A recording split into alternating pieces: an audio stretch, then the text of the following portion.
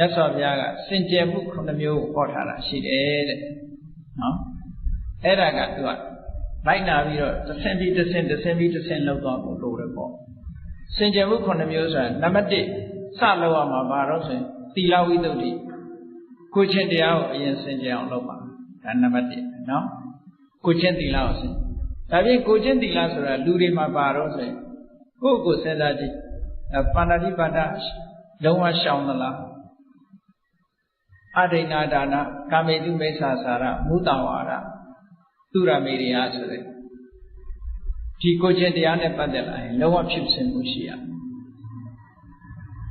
Lower chips in as a Panadi Badane Padela Lucino. What's the lady as I will touch and say she needed the la, chain lady like Pakane Bob de the la. Panadi Padane Pade, Shaunjanekam, Plouty, Dida, Shaunjan, solution. Yes, of Yahota, the Alema, a dog, David Shida. The Joa, Panadi Bada, we don't need the Cabran, but do they sound it, do you know Makana? No Chimakai, they Chimata, they do you know at a Pakane Bomi like the bomb. So, and I shall them call them. The Panadi Badaga, show me looks for their chamber. Plouty show the lay, listen. The Mian that's saying. County Lilia Matabu Shaune. Shaune no Bado say. Tea County would be in night Lenet to Baru Asabi or Matau. Eradi Asabi Matau. Matayu Nemahobu, Gielo Loama, Shedde, John Mone.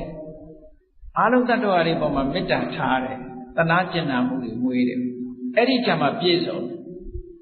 Echama Piezo. I don't know how they went. Go, Gagwe goes so that you a Jacqueline and Tani in Banadiva, Malone, the young. The children, the Miano Tabu, I went go, Lalo in or Gagwe out and so you. Let them do what line the neck and she did it. Eddie, a dribble, she don't want. Eddie dribbles. The other doubles are the one she don't. Now so much. Go there, they can't come with the other Busura, Totava, a day at Totava Chitovi solution. To me, that kind of Tapuzua. A day I'm a too low, young daughter. The Joe Ludiana go, Gawa Messer that shit. Totava Maro, I'm a Gawa. Attaco Magawa, Tilao Gawa, Totava. Tamago, Tilao, legislated, no one knows even. No? Who saw it, Mesa and Bainalo,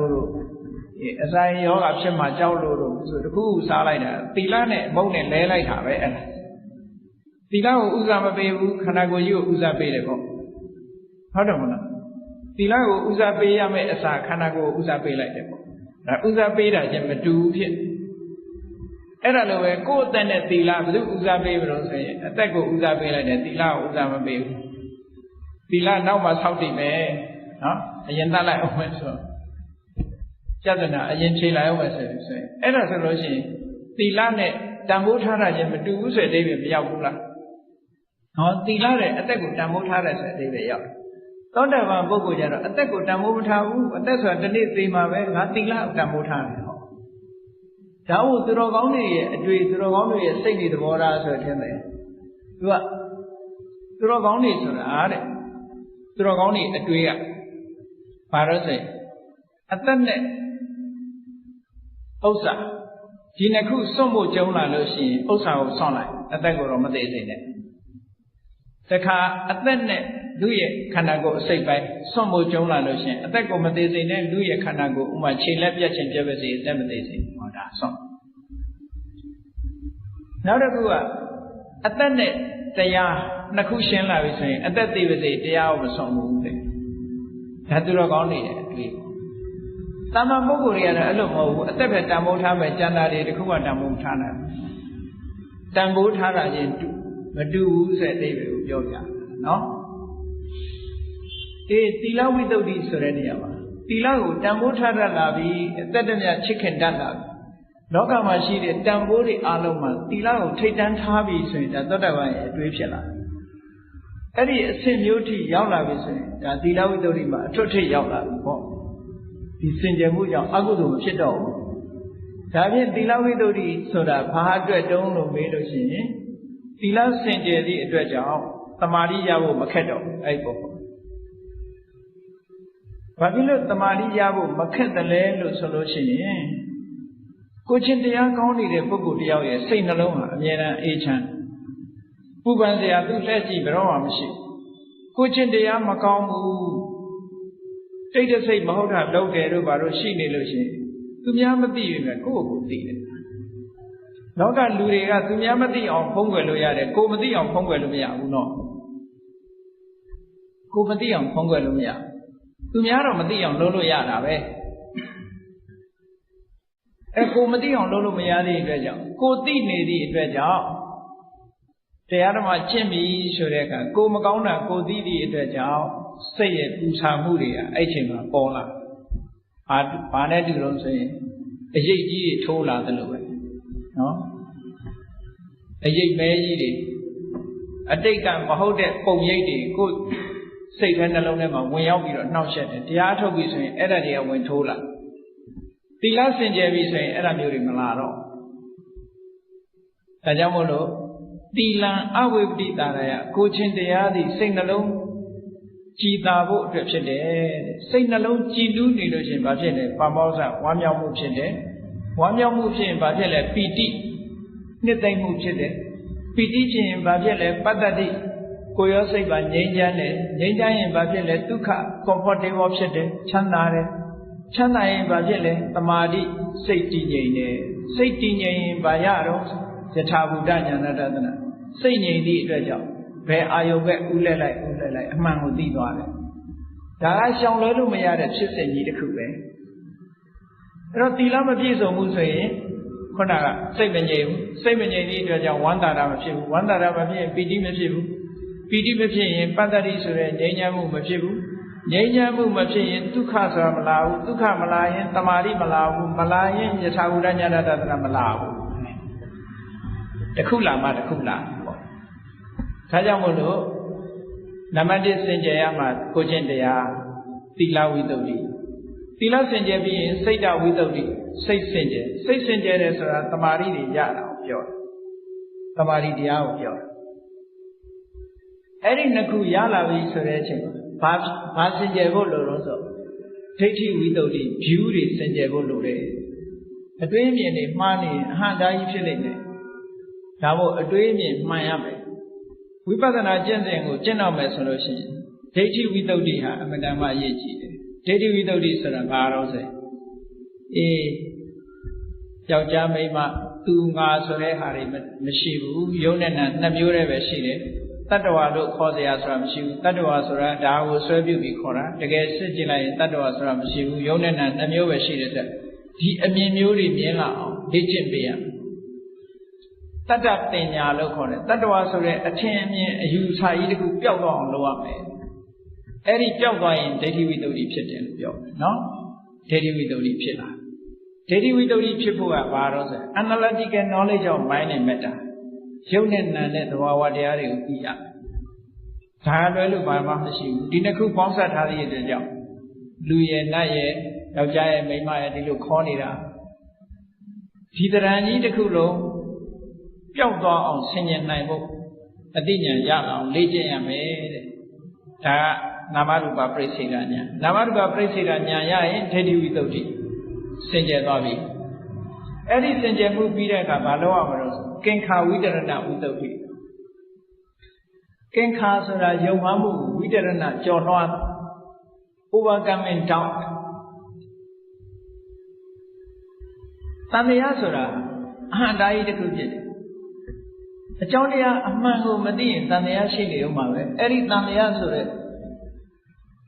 ဒီယုံမှတွေးတောနေတဲ့အရာတစ်ခုကကိုယ်တိုင်မြင်ရလို့ရှိရင်ပျောက်သွားဥပမာဆိုတော့ညအခါမှာကြောက်တတ်တဲ့လူတယောက်ဟာခြုံပုတ်ကြီးမြင်တာနဲ့ပဲတရေကြီးထိုင်နေသလားလို့စိတ်ကထင်သွားပြီးတော့ဓမီနဲ့ထိုးကြည့်ခြုံပုတ်ကြီးမှန်းသိရင်မပျောက်တော့ဘူးနော်တန်တရားဆိုတာအမှန်တရားဆိုတာခုနအမှန်သိသွားပြီဆိုတာနဲ့တပြိုင်နက်တန်တရားမရှိသည့်အတွက်ကြောင့်ရှင်းသွားတယ်အဲ့ဒီသဘောမျိုးပဲ ယုံနံတဘာဝတရားတွေကဘာကြောင့်ဖြစ်နေတယ်ဆိုတဲ့အကြောင်းတွေအကျိုးတွေအကြောင်းတရားတွေကိုမှန်မှန်မြင်လိုက်ပြီဆိုလို့ရှိရင်တန်တရားဆိုတာမရှိတော့အဲ့ဒီတန်တရားကင်းစင်သွားတယ်ဒါလည်းပဲအဆင့်ဆင့်သောတာပန်အဆင့်ကင်းစင်တာနဲ့အခုတရားထုတ်မဲ့ယောဂီပုဂ္ဂိုလ်တဏ္ဍာမှာကင်းစင်တာနဲ့မတူသေးဘူးဒီဂရီလည်းပဲကွာသေးတယ်ပေါ့အခြေခံအပြင်ကင်းစင်အောင်ကြိုးစားရမယ်ဒီယုတ်တိနံတွေဟာဘာကြောင့်ဖြစ်နေတယ်လဲဆိုတာအခုလက်တွေ့အနေနဲ့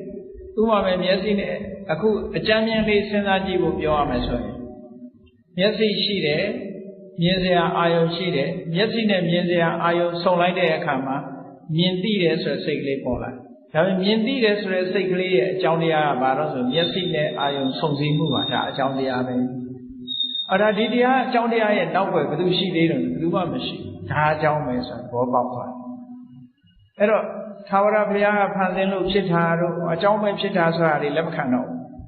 ဘာလို့လဲဆိုအကြောင်းကိုကိုယ်တိုင်တွေ့သွားပြီလေဒါကြောင့်ဖြစ်နေတာဆိုတာကိုယ်တိုင်တွေ့သွားပြီကိုယ်တိုင်တွေ့သွားသည့်အတွက်ကြောင့်သူကပစ္စယပရိက္ခဉာဏ်အကြောင်းကိုသိတဲ့ဉာဏ်ရသွားပြီအကြောင်းကိုသိတဲ့ဉာဏ်ရသွားသည့်အတွက်ကြောင့်ကင်္ခာဝိတရဏဝိတ္တုတိတဲ့တန်တရားကင်းစင်သွားတဲ့အမြင်တစ်ခုရသွားပြီဒါကဝိပဿနာလုပ်ငန်းလုပ်တော့မယ်ဆိုလို့ရှိရင်အခြေခံအနေနဲ့ဒါရှိရမယ်ရှိပြီဆိုရင်ဆက်ပြီးတော့ဝိပဿနာကျင့်စဉ်ကျင့်လိုက်တဲ့အခါကျတော့ဘာတွေ့တတ်တော့ဆိုပါစို့အာနာပါနကျင့်တယ်ဆိုတော့ထွက်လေဝင်လေလေးကိုဝိပဿနာကျင့်စဉ်ကျင့်တော့မယ်ဆိုလို့ရှိရင်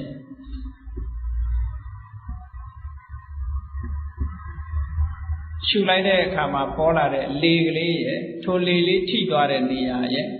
ထိမှန်းသိလိုက်တာရဲ့၃ခုရှိတယ်အဲ့ဒါလေးကိုသတိထားဖို့ပေါ့အဲ့တော့လေလေးကတစ်ခုထိတဲ့နေရာလေးကတစ်ခုထိမှန်းသိလိုက်တာလေးကတစ်ခုလေလေးကအာယုံနဲ့တူတယ်ဥပမာပဲစီတီးလိုက်တဲ့အခါစီကိုဒုံးနဲ့တီးတယ်ဆိုရင်လေလေးကဒုံးနဲ့တူတယ်ပေါ့ထိတဲ့နေရာလေးကစီမျက်နှာပြင်နဲ့တူတယ်အတန်ပေါ်လာတာနဲ့ထိတိစိတ်လေးနဲ့တူတယ်ပေါ့ဆိုလိုတာကအဲ့ဒီနှစ်ခုပေါင်းစပ်လိုက်လို့ဒီထိတိစိတ်လေးပေါ်လာတာမထိခင်ကသိတဲ့စိတ်မပေါ်ဘူးလေရှူလိုက်တဲ့အခါရှူသွင်းလိုက်တဲ့အခါလေလေးပါတယ်လေလေးကတစ်ခုထိုလေလေးကနေနှာသီးပြားကိုထိလိုက်တယ်ထိလိုက်သည့်အတွက်ကြောင့်ထိတိစိတ်ကလေးပေါ်လာတယ်အဲ့ဒါလို့ကြည့်လိုက်တဲ့အခါကျတော့လေလေးကဝါယောဖောတ္တပယုတ်ပေါ့စာလို့ပြောလို့ရှိရင်ထိတဲ့နေရာလေးကကာယပတ္တာရကာယပတ္တာရနဲ့ဖောတ္တပယုတ်အာယုန်နဲ့ဝတ္ထုနှစ်ခုဆုံစည်းသည့်အတွက်ကြောင့်ထိတိတဲ့စိတ်ကလေးပေါ်လာတယ်စီကိုလက်နဲ့တီးလိုက်တဲ့အခါကျတော့လက်ရဲ့စီရဲ့ပေါင်းစပ်မှုကြောင့်စီတန်လေးထွက်လာတယ်ဆိုတဲ့သဘောမျိုးမြင်လာပြီဆိုလို့ရှိရင်ခုနကသဘာဝတရားတွေရဲ့အနေထားလေလေးရဲ့သဘာဝကတစ်ခုလေထိတဲ့နေရာသဘာဝတစ်ခုထိမှန်းသိလိုက်တဲ့စိတ်ကလေးကတစ်ခုအဲ့တော့လေလေးရဲ့ထိတဲ့နေရာကာပတ္တာရရဲ့ဒီတစ်ခုကယုတ်ပေါ်လာတဲ့ဒီအသိစိတ်လေးကနန်းလို့ဒီလိုကြည့်လိုက်လို့ရှိရင်ယုတ်နဲ့နံနဲ့နှစ်ခုကွဲသွားအဲ့ဒီယုတ်နဲ့နံနဲ့နှစ်ခုကွဲရကနေပြီးတော့ဆက်ပြီးတော့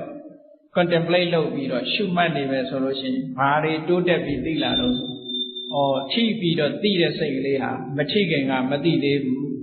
လေလေးနဲ့နှာသီးပြားလေးထိလို့ဒီစိတ်ပေါ်တာပဲဆိုတာကိုအကြောင်းနဲ့အကျိုးမှသိသွားတယ်အဲ့လိုရှုရင်းကနေပြီးတော့အသိဉာဏ်တွေကဘာတိုးလာတော့ဆိုဒီလေလေးကလည်းပဲထိပြီးတဲ့နောက်အသိစိတ်လေးကလည်းပေါ်လာပြီးတဲ့နောက်ပျောက်သွားကြတယ်တခုမှယက်တည်နေတာမရှိဘူးဘယ်နေရာမှာသွားစုပုံနေတယ်ဆိုတာမရှိဘူးလေလေးကလည်းပေါ်လာပြီးနှာသီးပြားကိုထိလိုက်တယ်ထိလိုက်တဲ့အချိန်မှာသိတဲ့စိတ်ကလေးပေါ်လာတယ်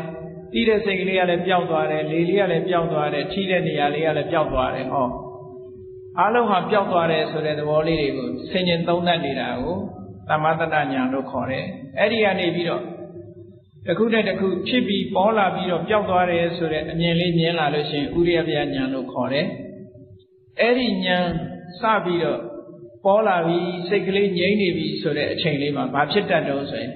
သမာဓိစွမ်းအားတွေကောင်းလာပြီးအဲ့ဒီအာယုံလေးပေါ်မှာစိတ်ကငြိမ့်လာလို့ရှိရင်ဘာဖြစ်တော့ဆိုရင်ခန္ဓာကိုယ်ကပေါ့လာတာမျိုးတွေဖြစ်တတ်တယ်ခန္ဓာကိုယ်ကနောက်ဆုံးကြတော့အလင်းရောင်တွေထွက်လာတာဖြစ်တတ်တယ်အဲ့ဒီလိုအလင်းရောင်ထွက်လာပြီဆိုရင်လူကဘာဖြစ်တော့ဆိုရင်ဟာဒီအလင်းရောင်ထွက်လာတာငါနိဗ္ဗာန်ရပြီမဲ့ဖို့ရပြီသောတာပန်ဖြစ်ပြီတဂရဂံဖြစ်ပြီလို့ဒီအလင်းရောင်ပေါ်မှာသွားပြီးတော့စိတ်ဝင်စားသွားတတ်တယ် အဲ့ဒီဝင်စားသွားတာဟာဝိပဿနာလမ်းကြောင်းလွဲသွားတယ်လို့ခေါ်တယ်အဲ့ဒီလမ်းကြောင်းကနေပြီးတော့ဒီအလင်းရောင်ပေါ်လာတာဟာဒါစိတ်ဆွမ်းအားကြောင့်ပေါ်လာတာဒါလမ်းစဉ်မဟုတ်ဘူးငါရှုမှတ်ရမှာခုနသင်္ခါရတရားပဲလေးလေးနဲ့ထိတဲ့နေရာအာယုပြုတဲ့ဒါကိုပဲပြန်ရှုမှတ်ရမယ်လို့သိလာလမ်းကြောင်းအမှန်ကအဲ့ဒီပဲလို့သိပြီးတော့ပြန်ပြီးတော့ရှုမှတ်မှလမ်းကြောင်းပြန်တဲ့မယ်အဲ့ဒီလိုလမ်းကြောင်းဟုတ်တယ်မဟုတ်ဘူးကွဲပြားပြီးတော့သိတာကိုမေဃညာဏတသနာဝိသုဒ္ဓိလို့ခေါ်တယ်ပေါ့စင်ကြယ်မှုတစ်ခုအဲ့ဒါကိုမကြော်လွှားနိုင်လို့ရှိရင်ဒီအလင်းရောင်လေးနဲ့ပဲကျင့်တတ်ပြီးတော့ရှေ့မတက်တော့သွားတယ်အဲ့ဒါကြောင့်မို့လို့ဒါကဝိပဿနာသွားရမယ့်လမ်းဟုတ်တယ်ဒါကမဟုတ်ဘူးလို့ခွဲခြားပြီးတော့သိမြင်ပြီးစင်ကြယ်မှုဖြစ်အောင်ကြိုးစားရမယ်တဲ့အဲ့ဒီတစ်ခုကနောက်အဲ့ဒါကိုကြော်လွှားသွားတဲ့အခါကျတော့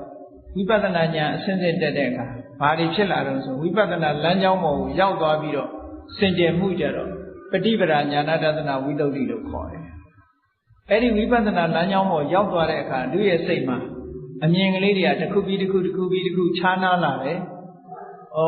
ဖြစ်တာပြက်တာတွေကိုမြင်ရကနေပြီးအပြက်တွေကြီးပဲပိုးမြင်လာတယ်အပြက်တွေပိုးမြင်ရကနေပြီးတော့ကြောက်စရာလို့မြင်လာတယ်ကြောက်စရာလို့ပိုးမြင်လာရနေပြီးတော့အပြက်တွေမြင်လာတယ်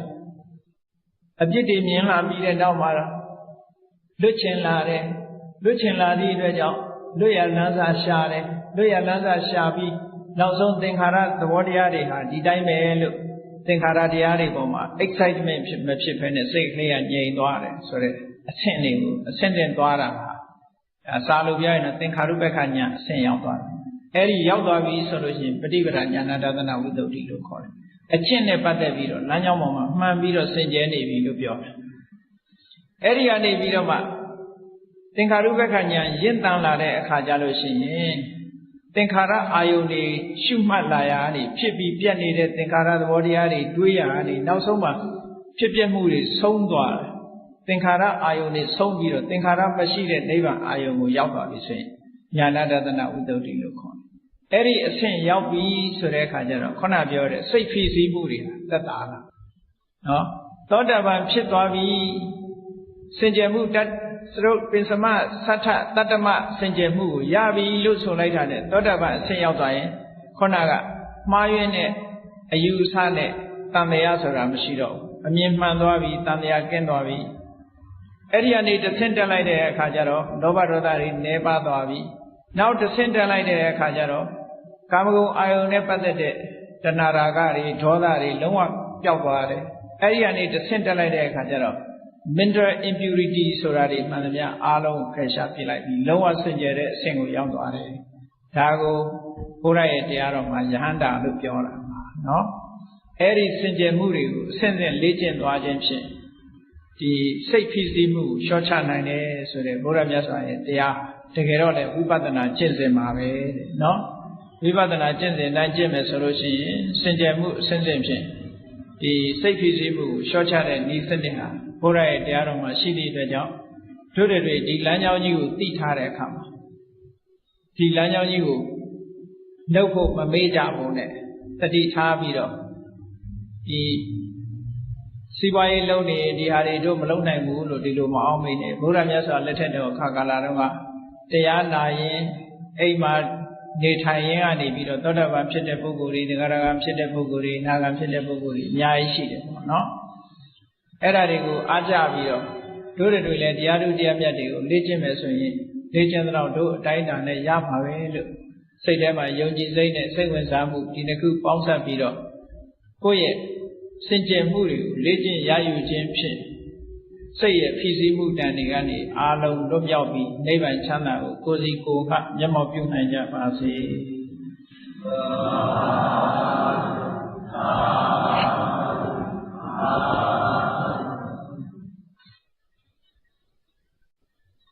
ကဲတရားဝဲသိမေတ္တာပို့ရအောင်နော်။အဲဆို